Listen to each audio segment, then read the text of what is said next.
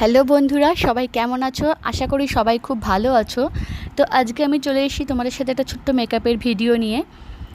তো আমি প্রথমেই বলে রাখি, আমি কিন্তু কোনো প্রফেশনাল মেকআপ আর্টিস্ট নই বা আমি কারোর কাছে মেকআপ শিখেছি তাও নয়। আমি ছোট্ট ছোট্ট ইউটিউবে টুকটাক ভিডিও দেখে যেটুকু মেকআপ শিখেছি।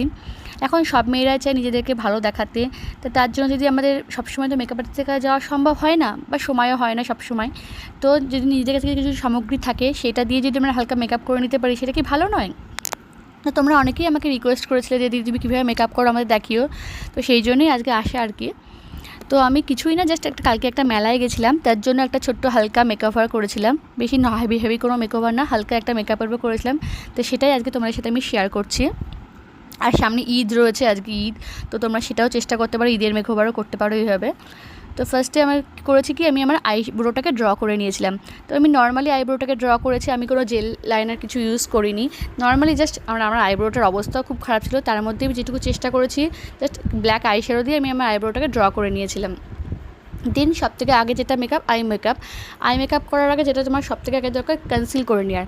যে কোনো কিছুকে মেকআপ করার আগে সবথেকে কনসিল করে নিলে কি মেকআপের বেসটা খুব ভালো হয়। আর যারা নিউ বিগিনার্স আছে তারা চেষ্টা করতে পারো এইভাবে টেপ লাগিয়ে আমার মতো মেকআপ করতে, তাহলে আই মেকআপটা খুব সুন্দর হবে। তো দেন ফার্স্টে একটা ব্ল্যাক আই শ্যাডো নিয়ে নিয়েছি, নিয়ে ভালোভাবে সেটাকে ব্লেন্ড করে নিয়েছি। আর হ্যাঁ, মেকআপে কিন্তু মেন যেটা দরকার সেটা ব্লেন্ডিং। পুরো মেকআপটাই নির্ভর করছে ব্লেন্ডিংয়ের ওপর। তুমি যত ভালোভাবে ব্লেন্ড করতে পারবে তোমার মেকআপটা তত বেশি ফ্ললেস হবে।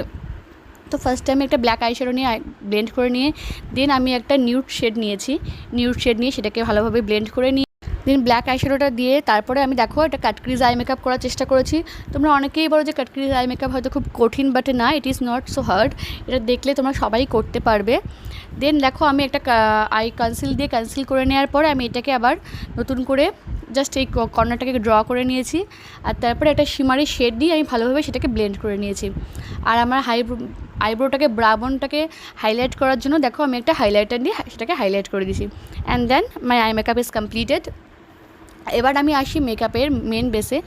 তো মেকআপ করার জন্য আমার মুখে ফার্স্টে আমি একটা যে কোনো একটা ময়েশ্চারাইজার দিয়ে তোমরা একটা মুখটাকে ভালো করে মেকআপের জন্য প্রিপেয়ার করে নেবে।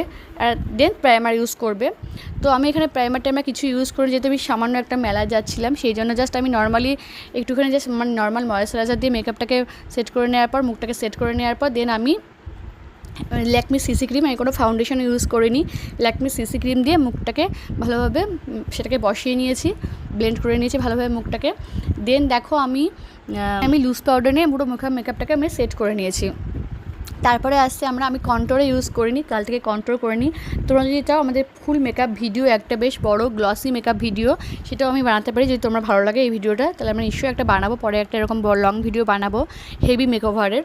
অ্যান্ড দেন আমি তোমার ব্লাশ ইউজ করে নিয়েছি, সামান্য, বেশি ইউজ করিনি, অল্প একটু ব্লাশ ইউজ করেছি। আর তারপরে হাইলাইটার, যেটা আমার সবথেকে বেশি ফেভারিট মেকওভারের মধ্যে, হাইলাইট করে নিয়েছি।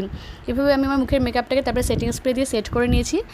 দেন আমি আসছি আমার লিপসটাকেও আমি কমপ্লিট করে নিয়েছি।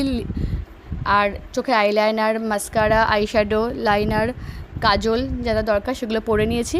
And now I am ready. তোমরা সবাই বলো কেমন লাগলো আমার মেকআপের ভিডিওটা। আশা করি সবার খুব ভালো লাগবে। Bye bye, see you in next videos and happy Eid Mubarak to all.